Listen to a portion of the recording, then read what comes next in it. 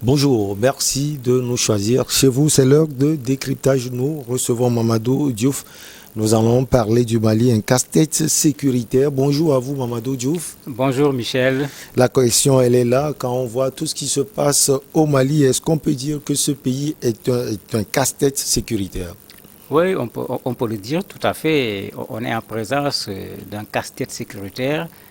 Imaginez que cette affaire de sécurisation du Mali date de Ban Ki-moon, secrétaire général des Nations Unies. Vous imaginez tout ce qui s'est passé et jusqu'à présent, du côté de la MINUSMA, on n'a pas pu trouver de solution. Du côté également de la France, puisqu'il y a l'intervention de la France sous forme bilatérale, on n'a pas encore trouvé de solution. Du côté du G5 Sahel, on n'a toujours pas trouvé de solution. Ne parlons pas du Mali seul face à ces groupes extrémistes violents. Donc on peut véritablement parler de casse-tête dans cette affaire. Maintenant, dans la relation Mali-France, ça devient encore plus un casse-tête parce que depuis le coup d'État des militaires, quand on regarde ce qui se passe, vous avez plein de problèmes sur lesquels les Français et les Maliens ne s'entendent plus sur cette question. La négociation, par exemple, avec les groupes extrémistes violents, en particulier Yak Agali et Amadou Koufa. Tout le monde connaît actuellement la position officielle du Mali, la position de la France. Les deux positions sont diamétralement opposées.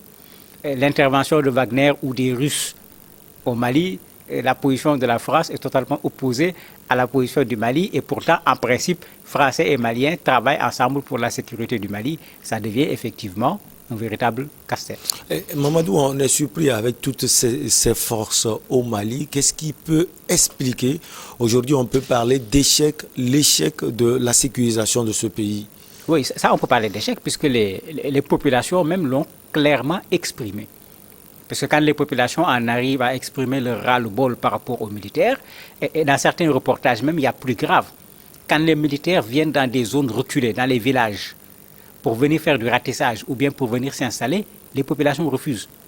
Parce que les populations disent que si les militaires viennent, les groupes extrémistes violents risquent de venir poser des attentats dans leur village. Donc ils ne veulent pas de ces militaires parce que pour eux, avoir les militaires là-bas, c'est attirer ces groupes extrémistes violents qui risquent de venir faire des attaques dans cette zone-là.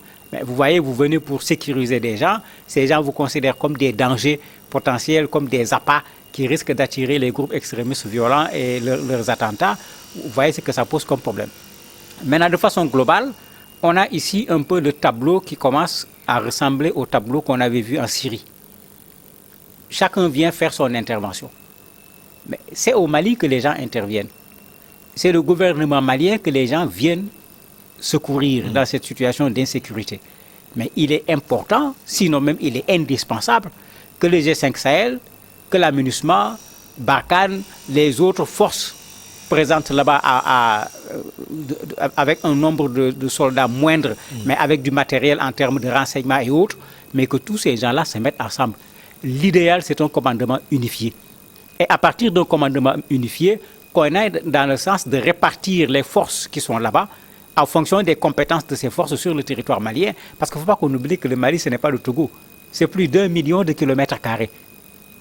Déjà, vouloir occuper ce pays pose un énorme problème, mais que les gens s'organisent de façon stratégique pour pouvoir libérer ce pays progressivement s'ils ne peuvent pas en même temps aller attaquer directement l'ensemble de ces groupes extrémistes violents. Mais ce n'est pas le cas sur le terrain. Comment se fera l'organisation là, si vous avez parlé, vous avez dit que les gens s'organisent pour assurer la sécurité de ce pays. Comment l'organisation peut être faite en présence de tous ces groupes militaires? Je me dis que la MINUSMA est un bon cadre.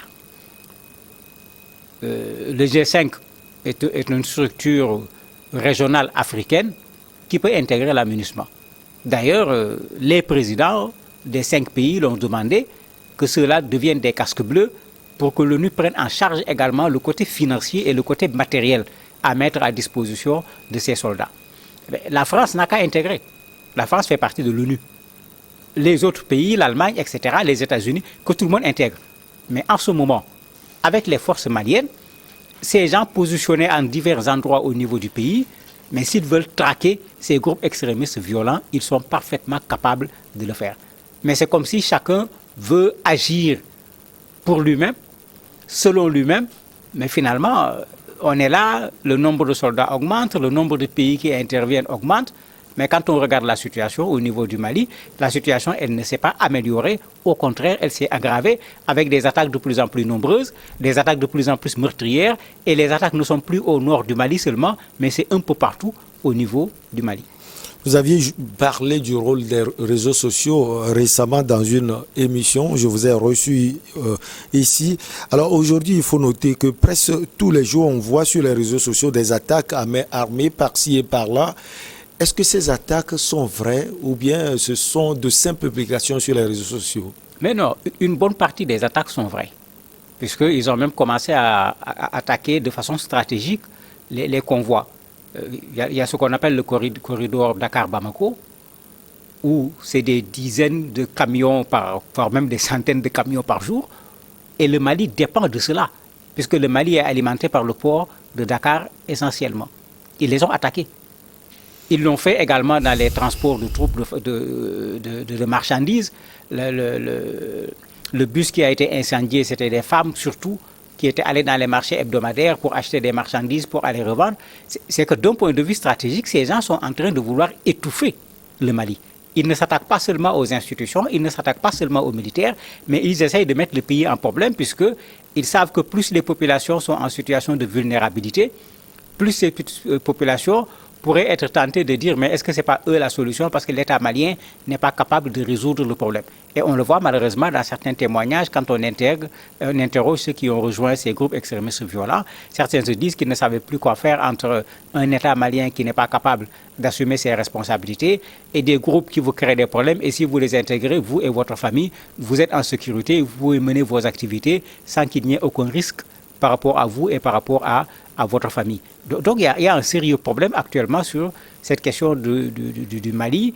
Et pour moi, la bonne stratégie n'est pas encore là jusqu'à présent. Cette façon de venir se disperser dans le Mali contre des gens qui, eux, ne regardent même pas le Mali, mais qui regardent beaucoup plus loin que le Mali en termes d'espace territorial à conquérir, pour moi, cette stratégie-là, elle ne tient véritablement pas la route. Alors, on avait parlé aussi de la collaboration au niveau africain ou bien au niveau ouest africain.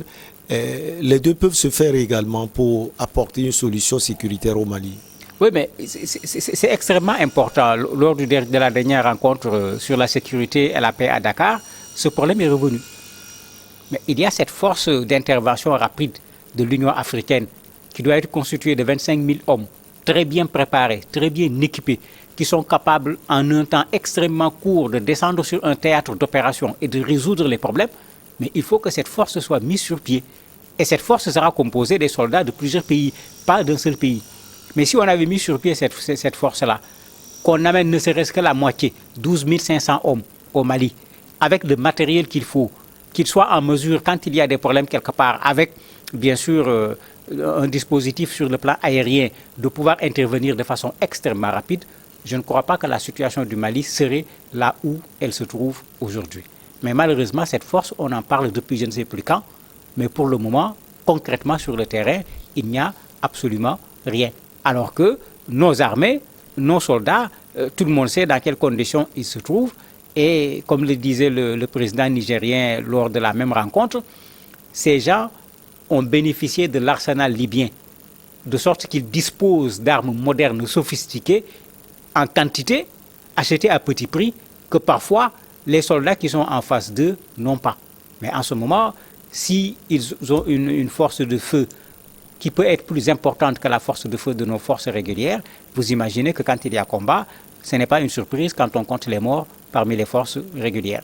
Alors, la semaine écoulée, 10 soldats togolais sont tombés sur le champ de bataille au Mali. Est-ce que vous pensez que ces événements qui arrivent sont de nature à encourager véritablement les soldats? Mais j'espère que ça ne va pas les décourager parce qu'un soldat qui part au front, il sait qu'il va gagner, ou bien il peut se retrouver blessé, ou malheureusement il peut se retrouver mort. Donc en principe, un soldat formé ne peut pas être découragé parce qu'il y a un soldat qui a été tué. Ce qui est dangereux et qui peut décourager les soldats, c'est que c'est des gens qui connaissent ce que veut dire une guerre.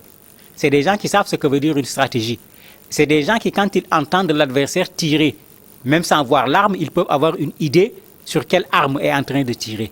Ce qui peut décourager ces soldats, c'est qu'on ne les donne pas les moyens qu'il faut pour répondre comme il se doit aux dangers qui se trouvent en face d'eux. Parce qu'en ce moment, c'est comme si on les dépose comme des chairs à canon devant des gens, et là, effectivement, ça peut toucher le moral des soldats. Alors, il y a une question qui se pose également, c'est la question de l'indemnisation de ces soldats. Oui, d'un point de vue des Nations Unies, le problème ne se pose pas. Il faut qu'on soit clair là-dessus, c'est un contrat que les Nations Unies signent avec des États depuis je ne sais pas quand. La première force que je me rappelle, moi, c'est la FINUL, intervention au niveau du Liban, ça fait je ne sais combien de dizaines d'années.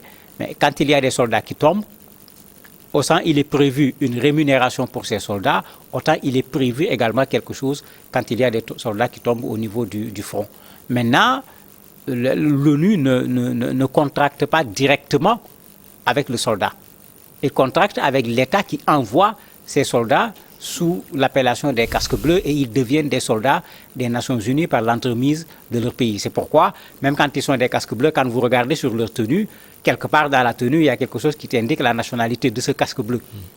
Maintenant, c'est au niveau des pays d'où viennent les soldats qu'il faut régler cette question pour que, quand un soldat tombe au front, qu'on sache que c'est quelqu'un qui est allé se battre pour défendre son pays, qu'on lui rende d'abord l'hommage qu'il mérite et qu'on pense à ce qu'il a laissé ici, comme famille, comme enfant, pour que les gens ne disent pas un jour « mon père ou bien mon mari est mort pour rien ». Merci beaucoup à vous, Mamadou Diouf. On va marquer une petite pause et derrière on reçoit l'invité du jour.